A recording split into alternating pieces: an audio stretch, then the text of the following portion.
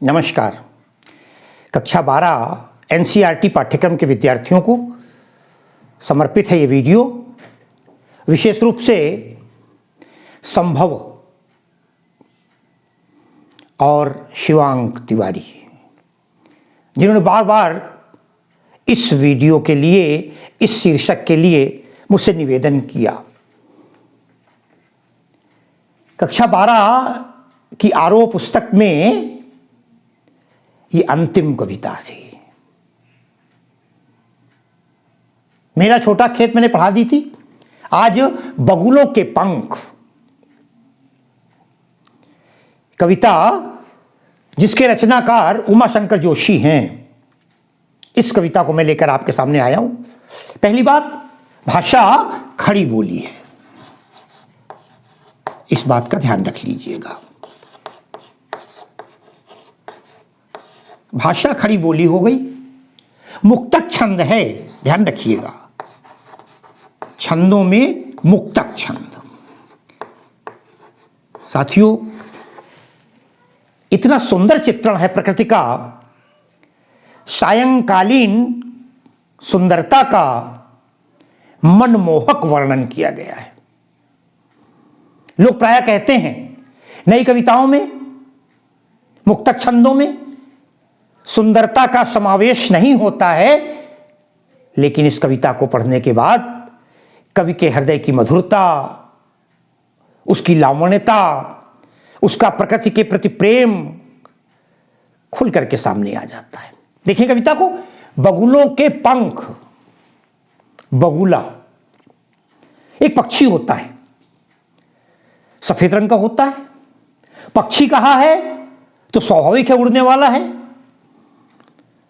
कविता का शीर्षक कहता है बगुलों के पंख। बगुले के पंख नहीं, एक बगुला नहीं, बगुलों के तमाम सारे बगुले हैं और उनके पंख देख रहा है। पंख देख रहा का मतलब तब हुआ जब पक्षी विचरण कर रहा है हवा में, आकाश में, और तब उस समय उड़ते हुए पक्षियों की सुंदरता। ध्यान दें, कविता बड़ी सुंदर है। नभ में पाती बंधे बगुलों के पंख उड़ाए चुराए लिए जाती वे मेरी आंखें।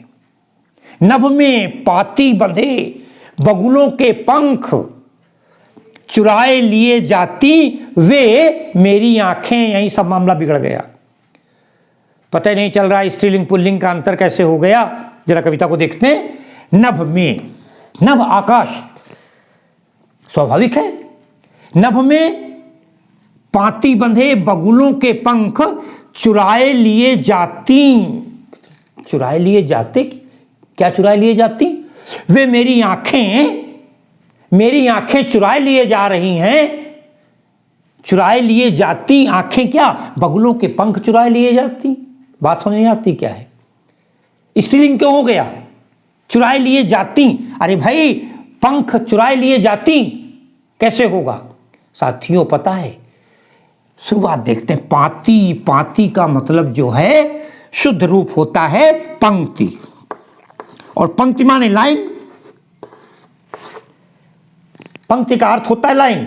ये पंक्ति शब्द तत्सम है, लेकिन बाद में पांत हो गया, पंगत हो जाता है कई जगह। पांत बैठी हुई है।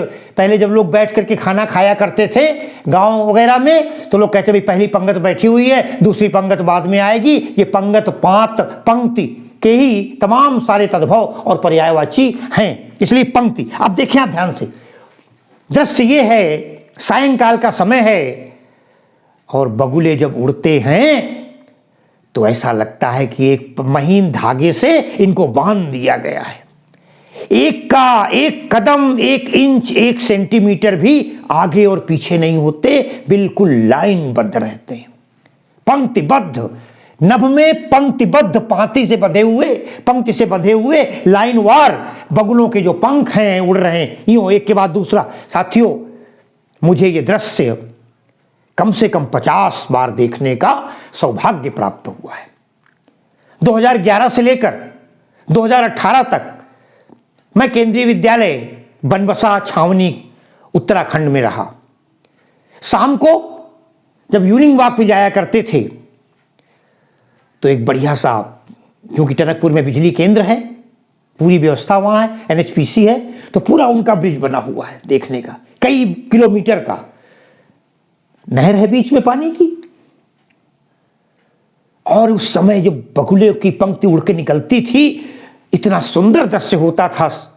लाइन लगा करके पंक्तिबद्ध पूरे एक तरफ से दिखते थे, लगता था क्या चीज, इसको क्या रूप दे दें। यही नहीं, ताजुब तब होता था जब एक एक किलोमीटर की दूरी पर जब उन्होंने वो बना रखे थे ब्रिज टाइप के अपने, तो पंक्तियां उड़ती चली आ रही है, पंक्ति उतना ऊपर नहीं जा रही है, उनके स्थिति से अनुसार वो डिस्टर्ब करेंगे, तो वो एकदम सबके सब नीचे आते थे, और उसके नीचे से, पुल के नीचे से होकर फिर निकल जाते थे। एक कदम कोई आगे नहीं होता था, कोई पीछे नहीं होता था। मैं अक्सर विद्यार्थियों को पढ़ाते समय कहा करता था, अरे अगर अनुशासन सीखना है, पंक्तिबद्धता सीखनी है, तुम अपनी असेंबली के बाद, प्रार्थना के बाद आगे पीछे हो जाते हो। इन बगुलों को देखो, इन बगुलों के पंखों को देखो, पंक्तिबद्ध बंध करके चलते हैं, न क्षण भर आगे न क्षण भर पीछे, न एक कदम कोई आगे बढ़ता है न पीछे।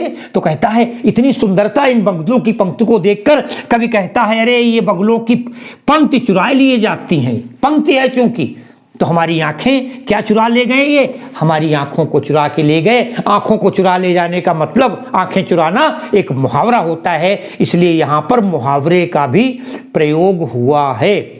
मुहावरेदार भाषा कही जा सकती है खड़ी बोली के साथ। चुराए लिए जाती, अर्थात आकर्षक है, बड़ी सुंदर हैं, हमारी आंखों में बस गए हैं, रम गए हैं, ऐसा लगता है इन सुंदरता को देखते रहें, ये सुंदरता कभी समाप्त न हो। नभ में पंक्ति बांधे बगुलों की जो लाइन जा रही है, पंक्ति जा रही है, उनमें मेरी आंखें खो गई हैं, उन मेरी आंखों में बस गए हैं। ऐसा लगता है एक पल के लिए भी आंखें बंद न हो और बराबर देखते रहें, उनसे आंखें हटाने का मन नहीं करता। आगे देखते हैं, कजरारे बादलों की काली नभ छाया। आइए, कजरारे बादलों की, कजरारे काजल लगे हुए, काले काले, वो गाना सुना होगा ना अमिताभ बच्चन, कजरारे कजरारे। यहां खैर वो बात नहीं है। कजरारे बादलों की, अरे बादल, काले काले बादलों की काली नभ छाया, घटाएं छाई हुई हैं। बढ़िया शाम का रूपक है, सांध्य रूपक कह सकते हैं। संध्या के समय रूपक का प्रयोग किया गया। रूपक के साथ उत्प्रेक्षा भी देखिए बड़ी सुंदर है। कहते हैं कजरारे बादलों की काली नभ छाया, अरे काले काले बादलों में तमाम बादलों की घटाएं छाई हुई हैं, चारों तरफ कालिमा ही कालिमा दिखाई दे रही है। और उसके बीच में ब्लैक एंड व्हाइट हो गया, उसके बीच में तैरती सांझ की सतेज श्वेत काया। तैरती, हिलती डुलती जा रही है ना, चल रहे हैं ना, क्या तैर रही है, उनकी श्वेत काया। किसकी श्वेत काया, सांझ की, संध्या का मानवीकरण कर दिया गया, शाम का मानवीकरण कर दिया गया। ऐसा प्रतीत होता है, ऊपर तो काले काले आसमान के बीच के ऊपर छाई हुई बादलों की घटाएं हैं, उन घटाओं के मध्य में सायंकाल ने, संध्या ने मानव रूप धारण कर लिया है, सजीव रूप धारण कर लिया है, मूर्ति रूप धारण कर लिया है सफेद रंग का। मूर्ति रूप कैसा है, सतेज, उसमें तेज है, जोश है, उमंग है, उत्साह है, प्रकाश है, रोशनी है, लोगों को अपनी ओर खींचने की अद्भुत क्षमता है, शक्ति है, ताकत है। कहते सांझ की, जो सायंकाल की काया है, काया वाले शरीर होता है, लोग कहते हैं ये काया हमारी, तो सायंकाल की साया ने एक रूप धारण कर लिया, एक मूर्ति धारण कर ली। सायंकाल सजीव होकर, यही मानवीकरण हो गया, सजीव होकर के श्वेत सफेद भी है और तेज से भरपूर है। ऐसा लगता है मानो सायंकाल ने सुंदर अपना रूप धारण करके, मूर्ति रूप धारण करके, सजीव रूप धारण करके विचरण करना शुरू कर दिया है। ऐसा लगता है मानो यहां संभावना है काली बादलों के बीच में, इसलिए यहां पर उत्प्रेक्षा अलंकार हो जाएगा। अनुप्रास तो आपको मिलेगा ही, एक उत्प्रेक्षा हो गया। यहां आगे तो हौले हौले कह रहा है, तो पुनरुक्ति प्रकाश ले लीजिए। मैंने मुहावरेदार भाषा का प्रयोग आपको बता दिया। अब देखते हैं तैरती सांझ की सतेज श्वेत काया। साथ ही चीज ध्यान, अगर आप देखें कजरारे शब्द को अगर हटा दें केवल, तो इस पूरी कविता में शब्द जो हैं छोटे छोटे चयन किए गए हैं, लघु शब्द हैं, कजरारे ही एक ऐसा है जो 4 वर्णों से बना है, बाकी ज्यादातर 2 के हैं, कुछ 1 2 3 जो हैं 3 वर्णों के हैं। छोटे छोटे लघु शब्द, संस्कृत के भी लघु शब्द हैं और हिंदी के भी लघु शब्द हैं। तत्सम और तद्भव का अद्भुत मिश्रण किया है कवि ने। तो हौले हौले जाती, हौले हौले, धीरे धीरे, एक और विशेषता है, हौले हौले में बड़ा आनंद है, धीरे धीरे काम हो रहा है। हौले हौले जाती, क्या मुझे बांध, अरे ये मेरी आंखों को ये बगुलों की पंक्तियां बांध चुकी हैं और धीरे धीरे और प्रेम बढ़ता जा रहा है, अनुराग बढ़ता जा रहा है, आकर्षण बढ़ता जा रहा है, देखने की लालसा अत्यंत तीव्र होती जा रही है, छोड़ने का मन नहीं कर रहा है। हौले हौले जाती मुझे बांध, कैसे बांध रही हैं? निज माया से, अपनी मायावी शक्ति से, अपने जादू से, अपने आकर्षण से। इनमें इतना आकर्षण है, इतना जादू है इनकी। मायावी क्या होती? माया एक प्रकार जादू है। अपनी माया किसी को डाल दी जाए तो आदमी उसी के वशीभूत हो जाता है। मैं भी इनके वशीभूत हो गया हूं। इस प्रकृति के मध्य पक्षियों का मिल, प्रकृति और पक्षी दोनों चीजें हो गई, प्रकृति और पक्षियों की इस अद्भुत सुरम्य बेला में मेरी आंखें बंद गई हैं। मैं सब कुछ अपनी सुध बुध खो चुका हूं, केवल और केवल इन्हीं को देख रहा हूं। हौले हौले जाती मुझे बांध निज माया से। अरे उसे कोई तनिक रोक रखो, पीड़ा है, जिज्ञासा है, उत्कंठा है, कहता है कोई रोक रखो तनिक, जाने न दो, मैं इन्हें आंखों से ओझल नहीं होने देना चाहता हूं। ये सुंदरता इन आंखों में बसी रहे, मैं ये चाहता हूं, उसे कोई तनिक रोक रखो। संबोधन करता है, अरे वो तो चुराए लिए जाती मेरी आंखें, वो तो मेरी आंखें चुरा लेके चली गईं, उन्हीं को देखने का मन करता है। क्यों? कौन चुराए लिए चला जाता है? नभ में पाती बंधे बगुलों की पंक्ति, जो बगुले जा रहे हैं, उड़ रहे हैं, उनकी पंक्तियां, उनकी लाइन, उनकी अनुशासन बद्धता, उनकी सुंदरता, उनका मनोरम हमारी इन आंखों में बस गया है। ये थी प्रकृति की सुंदरता। पक्षियों के साथ उमा शंकर जोशी की कविता बगुलों के पंख के साथ मैं अपने इन दोनों विद्यार्थियों को, तो शिवांक और संभव को शुभकामनाएं देता ही हूँ। साथ ही साथ उनसे निवेदन करूंगा कि इसको शेयर कर दें अपने तमाम सारे विद्यार्थियों को, जो भी हमको इसको देखें, उनको परीक्षा में दिया आता है तो अच्छी तरीके से इसका प्रयोग करें। तत्सम तद्भव शब्द भी हैं, मैंने बाकी विशेषताएं आपको बता दी हैं और इसी के साथ मैं अपनी आज की कक्षा को विराम दे रहा हूँ।